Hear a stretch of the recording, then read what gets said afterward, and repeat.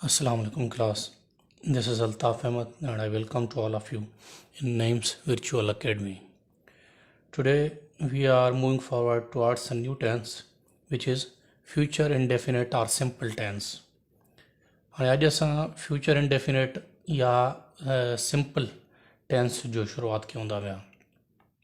Present indefinite tense, past indefinite tense या indefinite खे simple भी चइबो आहे. इहे ॿई पाण पढ़ी चुका आहियूं. उम्मीद आहे तव्हांखे सुठे नमूने समझ भी अची विया हूंदा. तव्हां प्रैक्टिसिंग क्वेश्चन भी मोकिलो था पिया. काफ़ी हद ताईं तव्हां में बहितरी आई आहे अल्हम्दुलिल्लाह. ऐं अॼु असां इन ते मूव कयूं था पिया. फ्यूचर इंडेफिनेट टेंस, ज़मान मुस्तक़बिल मुतलिक या इन खे सादो भी चइबो आहे. हाणे likewise all other tenses we will just concentrate on 3 basic things to learn about a tense, that are first of all symbol in Sindhi. हाणे उन टेंस जी सिंधी में निशानी छा हूंदी, सभ खां पहिरियों असां इन ते गौर कंदासीं.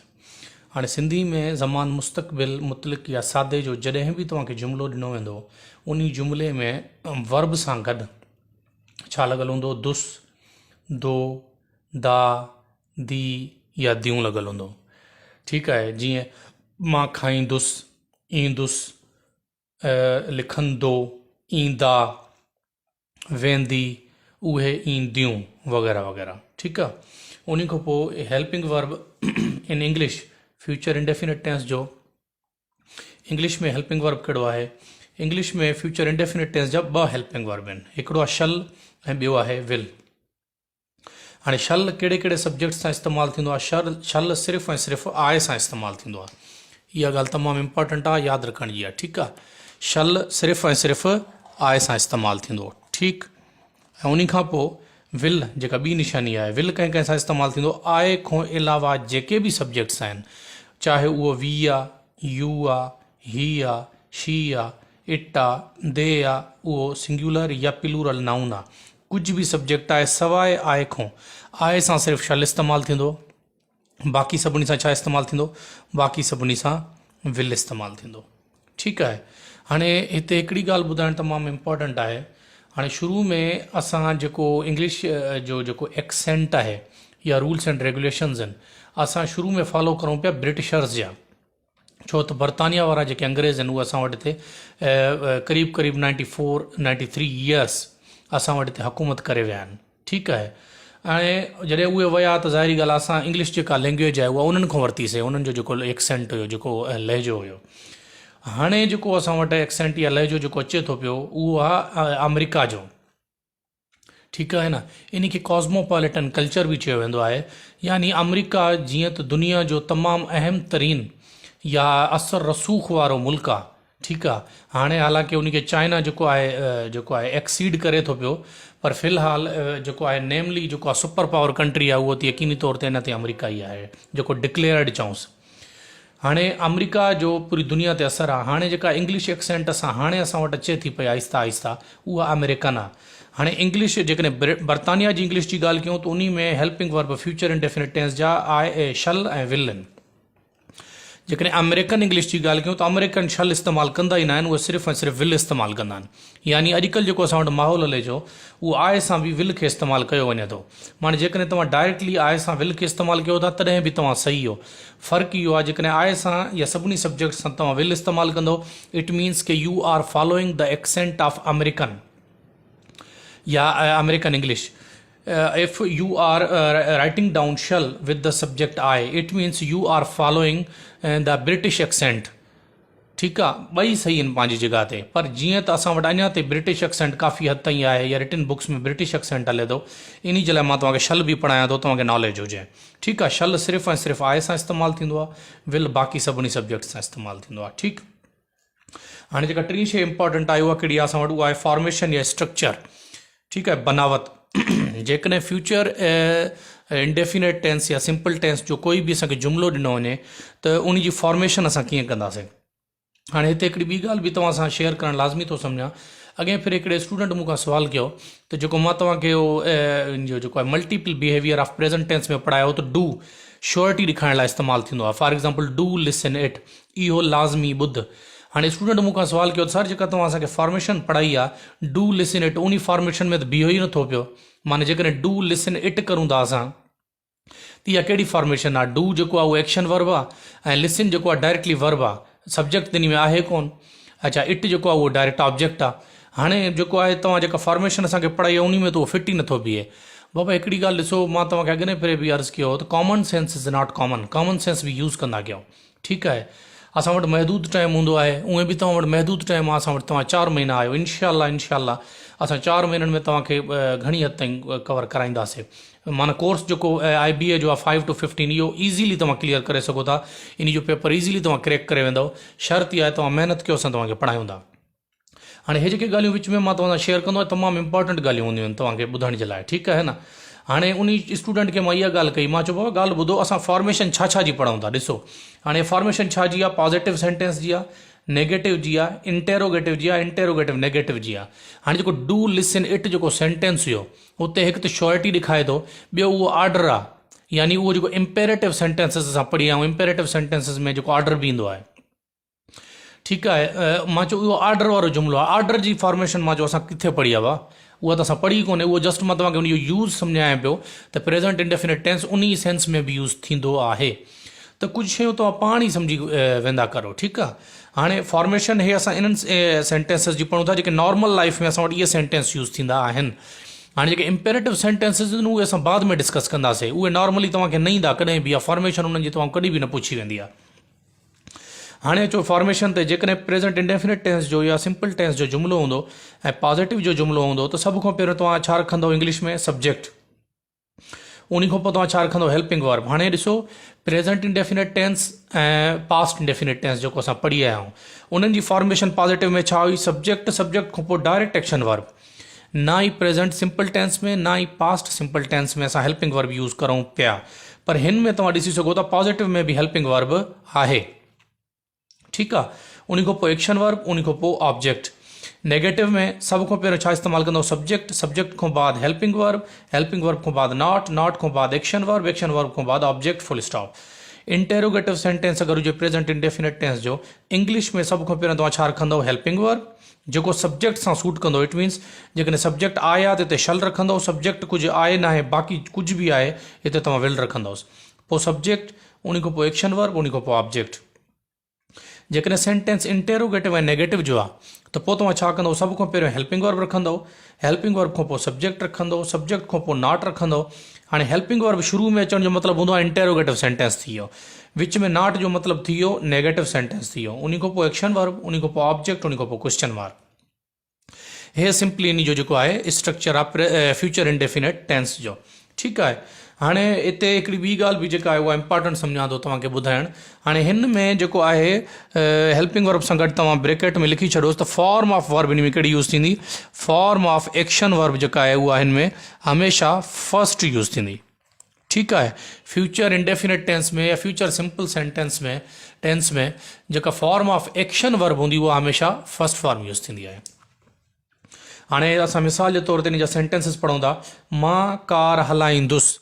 हाणे तव्हांखे सेंटेंस ॾिनो आहे, सभ खां पहिरियों तव्हांजी ड्यूटी छा आहे, फर्स्ट एंड फॉरमोस्ट ड्यूटी तव्हांजी छा आहे, you must will have to identify the tense, because if you are not completely identifying the tense, you cannot be able to convert that tense into proper English.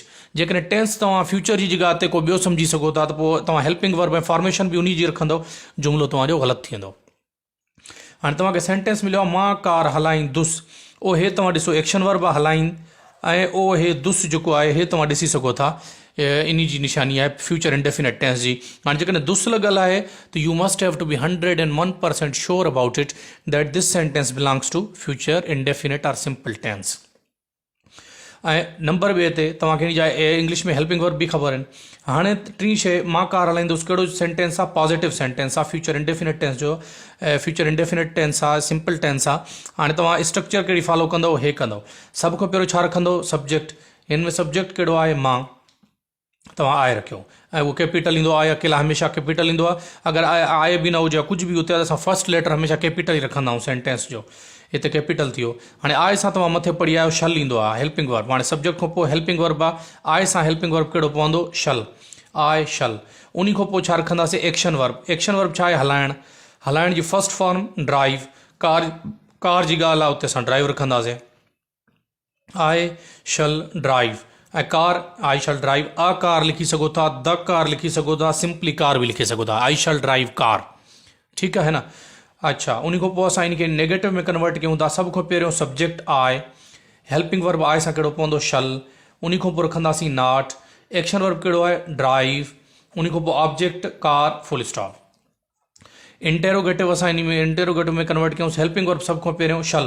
हाणे हिते ॾिसो S small हुयो, जॾहिं sentence जो पहिरियों letter थी वियो शल त एस कैपिटल थी वियो, लेकिन आहे तव्हांखे मां ॿुधायो हो अकेलो जॾहिं बि मां जी माना जे लाइ इस्तेमालु थिए, भले विच में अचे, शुरू में अचे, आख़िर में अचे, सेंटेंस जी हमेशह कैपिटल ई रहंदो आहे। हिते एस इन जो कैपिटल कयो छो त सेंटेंस जो पहिरियों लेटर थी वियो शल, आई कैपिटल ई रहंदो आई, उन खां पोइ action verb drive, object car, उन खां पोइ क्वेश्चन मार्क। इंटेरोगेटिव नेगेटिव सब को पहिरियों helping verb shall, subject I, not, action verb drive, object car, question mark. हे तव्हांजो सिंपली कन्वर्ट थी वियो फ्यूचर इंडेफिनिट सिंपल टेंस में। ठीकु आहे। हाणे हिकिड़ो ॿियो तव्हांजे लाइ सेंटेंस लिखियो आहे प्रैक्टिस जे लाइ, सम्झो जीअं तव्हां क्लियरली सम्झी सघो। तव्हां तस्बीह पढ़ंदव, ठीकु आहे न। हाणे तस्बीह पढ़ण जी अॻे पहिरें काफ़ी स्टूडेंट्स कुझु ग़लति बि लिखियो त के कुझु लिखनि पिया के कंहिं कनि प्रेयर द तस्बीह बि लिखियो कनि, वरी जेको आहे काउंट द बीड लिखियो। बीड न आहे, बीड चइबो आहे मड़के खे, जेका तस्बीह में पियल मड़का हूंदा आहिनि उनखे बीड चइबो आहे। हाणे असां छा कंदा आहियूं, मड़का ॻणींदा आहियूं या मड़कनि खे पास कंदा आहियूं जॾहिं असां ज़िक्र कंदा आहियूं या कुझु पढ़ंदा आहियूं, त हिकिड़ो बीड न हूंदो आहे, उहो बीड्स हूंदा आहिनि। ठीकु आहे। तस्बीह पढ़ण जी इंग्लिश छा आहे, काउंट द बीड्स, तस्बीह पढ़णु। हाणे आहे तव्हां तस्बीह पढ़ंदव, अगेन तव्हां सेंटेंस टेंस ॼाणींदव दव, ओ हे लिखो पियो अथव। ठीकु आहे न। इट मीन्स के this sentence is of future indefinite or simple tense. हाणे तव्हां पॉजिटिव जो सेंटेंस आहे कन्वर्ट करो। सभ खां पहिरियों सब्जेक्ट तव्हां यू, यू सां हेल्पिंग वर्ब कहिड़ो लॻंदो विल, यू विल, ओ हे पॉजिटिव आहे। सभ खां पहिरियों सब्जेक्ट यू, हेल्पिंग वर्ब विल। हाणे एक्शन वर्ब पढ़णु काउंट। हाणे त तस्बीह पढ़ण जी रीड न आहे, तस्बीह पढ़ण जी त काउंट, काउंट द तस्बीह जी छा आहे beads, U will count the beads full stop. ठीकु आहे। हाणे नेगेटिव में कन्वर्ट कंदो। सभ खां पहिरियों subject U, helping verb will, not, action verb count, object the beads. ठीकु आहे। हे नेगेटिव में कन्वर्ट थी वियो। उन खां पोइ अचो इंटेरोगेटिव। सभ खां पहिरियों हेल्पिंग वर्ब विल, सब्जेक्ट यू, उन खां पोइ एक्शन वर्ब काउंट, आख़िर में object the beads question mark. Interrogative negative सभ खां पहिरियों हेल्पिंग वर्ब यू सां कहिड़ो लॻंदो विल, विल जो डब्ल्यू हिते ॾिसो कैपिटल थी वियो, अंदरि स्मॉल हुयो हिते कैपिटल थी वियो विल यू। हाणे हिते यू जो वाई कैपिटल हुयो अंदरि थी वियो, हाणे स्मॉल थी वियो। हिते इन जे करे कैपिटल जो सेंटेंस जो फर्स्ट लेटर, हाणे हिते डब्ल्यू इन जे करे कैपिटल थी वियो जो सेंटेंस जो फर्स्ट लेटर थी वियो। हाणे यू स्मॉल थी वियो छो त इंपॉर्टेंट न आहे, ना ई कोई प्रॉपर नाउन आहे, इवन इहो नाउन बि न आहे। पोइ छा थी वेंदो विल यू, उन खां पोइ जेको आहे नेगेटिव आहे not, action verb count, object the beads question mark. हे तव्हांजो फ्यूचर इंडेफिनिट टेंस या सिंपल टेंस आहे। ठीकु आहे। उमेद आहे तव्हांखे सम्झ अची वेंदो। हाणे इन सां गॾु हाणे जीअं उन ॾींहुं मां तव्हांखे ॿुधायो त हाणे असां जेको ॿियो इम्पॉर्टेंट जेको डोज़ हूंदो उन टेंस सां गॾोगॾु असां उन्हनि शयुनि खे हलाईंदा रहंदासीं। किथे कॾहिं मां तव्हांखे कंहिं सां सिनोनिम पढ़ाए छॾींदुमि, कंहिं सां एंटानिम पढ़ाए छॾींदुमि, कंहिं सां मिस स्पेल्ड वर्ड पढ़ाए छॾींदुमि। हाणे अॼु असां पढ़ूं था यूज़ ऑफ प्रीपोजिशन्स। हाणे हे मां उहे तव्हांखे प्रीपोजिशन्स पढ़ायां थो जेके फिक्स्ड आहिनि। अॻु में मां तव्हां सां ज़िक्र करे चुको आहियां, कुझु प्रीपोजिशन सेंस जे तौर ते इस्तेमालु थींदा आहिनि ऐं कुझु फिक्स आहिनि त उन्हनि वर्ड सां उहे इस्तेमालु थींदा आहिनि। हे अॼु मां तव्हांजे लाइ फिक्स्ड प्रीपोजिशन्स खणी आयो आहियां। इहे तमामु अहम अथव। हर टेस्ट में प्रीपोजिशन तव्हां ख़बर आहे लाज़मी ईंदा आहिनि, हाणे वारी में बि आहिनि। इहा जेका BPS 5 खां 15 आहे। हाणे इन में तव्हां हे यादि रखे छॾियो, जॾहिं बि सेंटेंस तव्हांखे ॾिनो वञे, हाणे प्रीपोजिशन तव्हांखे ॿिनि तरीक़नि सां ॾेई सघनि था। कीअं? हिकिड़ो हाणे हे जुमिलो ॾिसो तव्हां, what prevented you to attend the meeting. हाणे हिन में तव्हांखे एरर डिटेक्शन ॾेई सघनि था त हिन में तव्हां एरर खे जेको आहे डिटेक्ट कयो। हाणे उहो कीअं कंदो हे जॾहिं तव्हां पढ़ंदव, मां तव्हांखे सम्झायां थो बाद में। ॿियो तव्हांखे प्रीपोजिशन ईअं ॾेई सघनि था, what prevented U dash attending the meeting. हाणे हिते तव्हांखे प्रीपोजिशन पुट करणो हूंदो, हेठि तव्हांखे ऑप्शन्स में प्रीपोजिशन्स ॾिनल हूंदा, हिते तव्हां करेक्ट प्रीपोजिशन रखंदव। ठीकु आहे। हाणे या तव्हांखे एरर डिटेक्शन में प्रीपोजिशन ॾींदा त प्रीपोजिशन सां ग़लति जेको ग़लति प्रीपोजिशन यूज़ थियल हूंदो, कंहिं नाउन सां, कंहिं वर्ब सां, कंहिं एडजेक्टिव सां, या वरी जेको आहे तव्हांखे प्रीपोजिशन पुट करण लाइ उहे चवंदा आहिनि। हाणे अचो त सम्झूं कहिड़ो प्रीपोजिशन कंहिं सां इस्तेमालु थींदो आहे, पोइ तव्हांखे हे बि सम्झ अची वेंदो, पोइ मां सम्झायां बि थो। हाणे जॾहिं बि तव्हांखे कंहिं सेंटेंस में वर्ड प्रिवेंट ॾिनल हुजे त प्रिवेंट खां अॻिते जेको प्रीपोजिशन इस्तेमालु थींदो उहो थींदो आहे फ्रॉम। ठीक है। हाणे हिते हाणे इनखे पुट कयोसि वॉट प्रिवेंटेड यू, हाणे हे ॾिसो प्रिवेंट जे सेकंड फॉर्म अथव, या प्रिवेंटेड। हाणे प्रिवेंट ॾिनल आहे, इन खां अॻिते प्रीपोजिशन कहिड़ो इस्तेमालु थींदो, प्रिवेंटेड यू टू। हाणे हिते प्रीपोजिशन टू लॻल आहे, ठीकु आहे। पाण प्रीपोजिशन पढ़ी चुका आहियूं, to, on, of, by, through, in, out, over, इहे सभु छा आहिनि प्रीपोजिशन, हिते टू लॻल आहे। हाणे प्रिवेंटेड तव्हां पढ़ी आया हो, प्रिवेंटेड जहिड़े बि सेंटेंस में वर्ड हूंदो प्रिवेंटेड सां जेको प्रीपोजिशन इस्तेमालु थींदो उहो कहिड़ो थींदो, फ्रॉम। हाणे हिते जेका मिस्टेक आहे उहा कहिड़ी आहे, वॉट प्रिवेंटेड यू टू न थींदो, छा थींदो, प्रिवेंटेड यू फ्रॉम। हिते प्रीपोजिशन जॻह ते छा थींदो, फ्रॉम। ऐं जॾहिं हिते फ्रॉम थींदो त फ्रॉम टू सां फर्स्ट फॉर्म लॻी सघे थी, फ्रॉम सां जेका आहे इंग फॉर्म लॻंदी आहे, जंहिंखे जरंड बि चवंदा आहियूं असां। हिते जुमिलो थींदो what prevented U from attending, हिते फ्रॉम थी वेंदो त वरी हे बि कन्वर्ट थी वेंदो अटेंडिंग में, फ्रॉम अटेंडिंग द मीटिंग। हे एरर डिटेक्शन में अगरि तव्हांखे ॾींदा तीअं ॾींदा, हुते तव्हांखे करेक्शन न करणी हूंदी, हे करेक्शन मां सिर्फ़ु तव्हांखे सम्झायां थो पियो। हाणे या वरी तव्हांखे प्रीपोजिशन पुट करण लाइ चवंदा, हिते what prevented U dash attending the meeting. हाणे जेकॾहिं तव्हांजो पढ़ियल आहे त प्रिवेंटेड सां या प्रिवेंट उनजी सेकंड फॉर्म मीन साॻी ॻाल्हि आहे, प्रिवेंट सां प्रीपोजिशन कहिड़ो लॻंदो, फ्रॉम। उहो हिते तव्हांखे हेठि ऑप्शन ॾिनल हूंदो, ऑन, ऑफ, फ्रॉम, टू। हाणे हिते तव्हां कहिड़ो हणंदो, प्रिवेंटेड यू हिते थींदो फ्रॉम। जिथे भी सेंटेंस में प्रिवेंट लफ्ज़ अची वञे या प्रिवेंटेड अची वञे, सेकंड थर्ड फॉर्म अची वञे, उन सां प्रीपोजिशन कहिड़ो इस्तेमालु थींदो, फ्रॉम। हे फिक्स्ड अथव, ये रटे छॾो, ठीकु आहे। उन खां पोइ जॾहिं बि सेंटेंस में वर्ड इंसिस्ट इस्तेमालु थियल हुजे, इंसिस्ट माना कंहिं शइ ते ज़ोर विझणु, दॿाउ ॾियणु, प्रिवेंट माना कंहिं शइ खां रोकणु। इंसिस्ट जिथे बि इस्तेमालु थियल हूंदो, इंसिस्ट खां अॻिते जेको प्रीपोजिशन इस्तेमालु थींदो उहो कहिड़ो थींदो, ऑन। जिथे बि वर्ड कॉन्फिडेंट इस्तेमालु थियल हूंदो, कॉन्फिडेंट खां अॻिते जेको प्रीपोजिशन इस्तेमालु थींदो उहो थींदो ऑफ। जिथे भी वर्ड असिस्ट इस्तेमालु थियल हूंदो, उन सां गॾु जेको प्रीपोजिशन इस्तेमालु थींदो उहो आहे इन। जिथे भी वर्ड एबसेंट इस्तेमालु थियल हूंदो, एबसेंट सां प्रीपोजिशन कहिड़ो थींदो, फ्रॉम। फॉर एग्जाम्पल अगरि तव्हांखे सेंटेंस ॾिनल आहे, he is absent of class, over class, from class या in class. Absent in class कॾहिं बि न थींदो आहे, ओवर क्लास कॾहिं बि न थींदो आहे, ऑन क्लास कॾहिं बि न थींदो आहे। एबसेंट सां छा लॻंदो, एबसेंट फ्रॉम क्लास थींदो आहे, ठीकु आहे। एडवाइस जिथे भी लॻल हूंदो उन सां छा लॻल हूंदो, प्रीपोजिशन ऑन। उन खां पोइ जिथे भी वर्ड अपोलोजाए लिखियलु हूंदो, अपोलोजाए माना माफ़ी घुरणु, अपोलोजाए जिथे भी लॻल हूंदो उन सां जेको प्रीपोजिशन इस्तेमालु थींदो उहो कहिड़ो थींदो, फॉर। उन खां पोइ अराइवल, अराइवल माना पहुचणु, कंहिंजो किथे पहुचणु।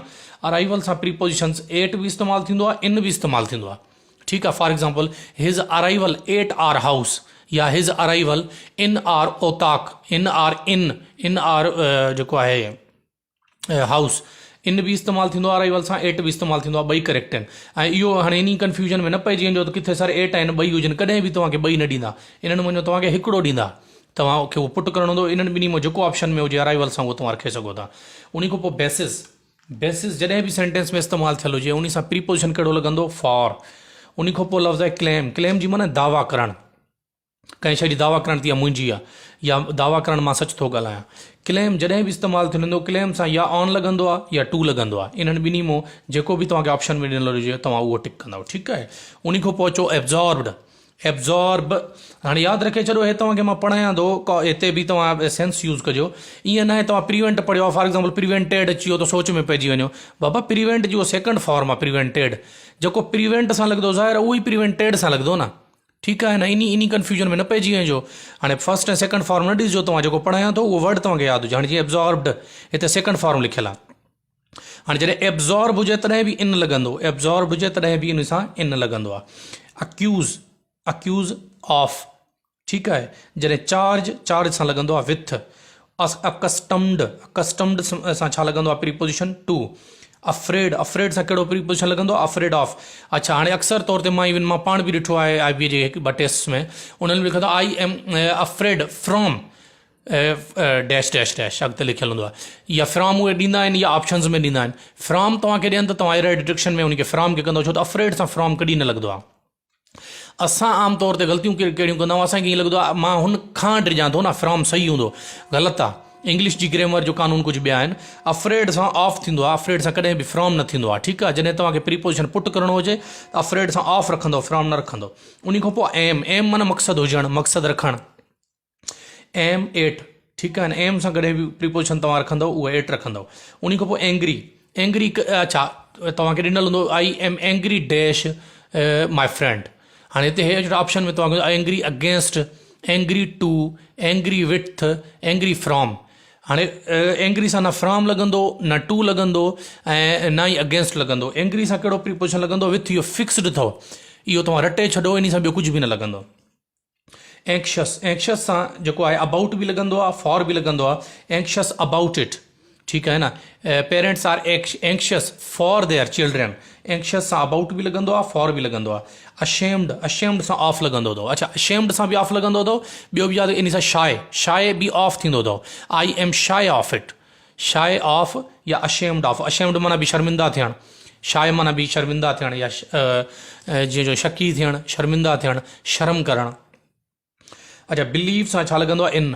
अच्छा, तव्हां स्टूडेंट्स मञा कहीं हिकिड़े जे मां उन व्हाट्सएप में शायदि उहो पढ़ियो हुयो त लिखियलु हुयो I believe on Allah. Believe on Allah न थींदो आहे, ठीकु आहे न। बिलीव सां हमेशह छा लॻंदो आहे? बिलीव सां इन लॻंदो आहे। I believe in Allah Almighty थींदो आहे, ठीकु आहे न। ऑन अल्लाह न थींदो आहे। इहे जेके आहिनि प्रीपोजिशन तमामु अहम अथव, ऐं इनशाला मुंहिंजी अॻिते कोशिशि हूंदी टेंसिस सां गॾोगॾु जेको तव्हांखे इहा डोज़ बि ॾींदा हलूं, जीअं इहा शइ बि तव्हांजी आहिस्ता आहिस्ता कवर थींदी हले। ऐं अॼु हिकिड़ी तमामु सुठी ॻाल्हि मूंखे ख़बर पई, उहो स्टूडेंट मूंखे उनजो बैकअप बि मोकिलियो। हिकिड़ो स्टूडेंट हुयो, उन जी का टेस्ट हुई इन में LDC में, लोअर डिवीजन क्लर्क में, कंहिं बि डिपार्टमेंट में हुई। पोइ उन स्टूडेंट जेको आहे मूंखे मैसेज कयो, दुआ जे लाइ बि अर्ज़ु कयईं असांजे लाइ। असां त बाबा तव्हां असांजा स्टूडेंट आहियो, तव्हांजी कामयाबी असांजो फ़ख़्रु आहे, तव्हांजी कामयाबी जे लाइ ई असां हिते तव्हां वटि मौजूदु आहियूं, ठीकु आहे न।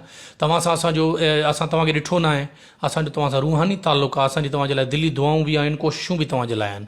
हाणे उहो स्टूडेंट वीचारो जेको आहे टेस्ट ॾेई आयो, टेस्ट खां बाद मूंखे मैसेज कयईं, चई सर टेस्ट तमामु सुठी थी वई आहे मुंहिंजी। उन मूंखे ॿुधायो त सर जेको तव्हां पढ़ायो था पिया उहो असांखे उते कमु आयो आहे, जेको सर नईम साहब मैथ्स में पढ़ाए थो उहो असांखे उते कमु आयो आहे। हाणे ॾिसो, जेका असां तव्हांखे तयारी करायूं था, कॾहिं बि दिमाग़ में इहो न विझो इहा तयारी सिर्फ़ु तव्हांखे हिते ग्रेड 5 खां 15 ताईं कमु ईंदी, न। जहिड़ी बि टेस्ट में वेंदो, जहिड़ी बि टेस्ट में, अल्हम्दुलिल्लाह मां CSS बि अटैम्प्ट करे चुको आहियां। सिर्फ़ु मां तमामु घटि मार्कनि तां, तमामु ईअं सम्झो फ्रॉम मार्जिन लाइन मां जेको आहे रहिजी वियो CSS में। हालांकि एग्रीगेट मार्कूं मुंहिंजी कंप्लीट हुयूं। CSS 550 ते पास आहे, मुंहिंजी 551 मार्क्स हुयूं। ऑल ओवर जेकॾहिं ॾिसूं त मां CSS पास हुयुसि। बहरहाल तव्हांखे ॿुधाइण जो मक़सदु इहो आहे त मां CSS लेवल ताईं तयारी करे चुको आहियां, इम्तिहान बि ॾेई चुको आहियां। CSS में बि इहे साॻियूं शयूं अथव बाबा, का फ़ारसी कोन्हे। CSS बि साॻी शयूं आहिनि, माना तव्हांखे असां उहो पढ़ायूं था, कहिड़े बि तव्हां इम्तिहान में वेंदो, इवन 17 स्केल जे इम्तिहान में बि वेंदो न, इनशाअल्लाह तव्हांखे असांजूं इहे पढ़ायल शयूं बिल्कुलु कमु बि ईंदियूं, असां तव्हांखे यादि बि ईंदासीं। ऐं अलाह कंदो तव्हां असांखे दुआऊं ॾींदव, अलाह पाक तव्हांखे कामयाबु बि कंदो। असांजी कोशिशि इहा आहे। हाणे इहा ॻाल्हि शेयर करण जो तव्हांखे मक़सदु इहो आहे, जेको तव्हांखे पढ़ायो वञे थो इंतिहाई दिलजोई सां उहो पढ़ो। इहो तव्हांखे हर इम्तिहान में, जेके बि विच में अगरि ॿिया इम्तिहान अचनि था या बाद में इम्तिहान अचनि था, इन्हनि जूं हिकिड़ी फेयर कॉपीज़ ठाहींदा वञो। जंहिं बि सब्जेक्ट जेके तव्हां सब्जेक्ट पढ़ो था, सर नईम साहब पढ़ाए थो, मां पढ़ायां थो, GK पढ़ो था, हर सब्जेक्ट जी हिकिड़ी अलॻि कॉपी ठाहे छॾो। जेको तव्हांखे पढ़ंदा था वञो, हे फॉर एग्ज़ाम्पल जेको अॼु मां पढ़ायो न, इहो जीअं जो तीअं उन कॉपी ते उतारे छॾो। बाक़ी प्रैक्टिस जे लाइ जेको तव्हांखे असां तव्हांखे होमवर्क ॾियूं था, उहो अलॻि उन प्रैक्टिस जे लाइ अलॻि कॉपी हुजे। हे हिकिड़ी फेयर कॉपी ठाहे छॾो, उन ते जेको कुझु तव्हांखे पढ़ायूं था वेंदा न, हे तव्हांजे रिकॉर्ड लाइ, इहो तव्हांखे हाणे न सॼी ज़िंदगी कमु ॾींदो, मां तव्हांखे गारंटी सां चवां थो पियो, ठीकु आहे। इन जी अलॻि हिकिड़ी कॉपी ठाहियो, हे फेयर कॉपी जंहिंखे पाण चऊंसि, उन ते सॼो कुझु नोट कंदा वञो, ठीकु आहे। उमेदु आहे तव्हांखे हे बि सभु कुझु सम्झ अची वेंदो। वॾी महिरबानी।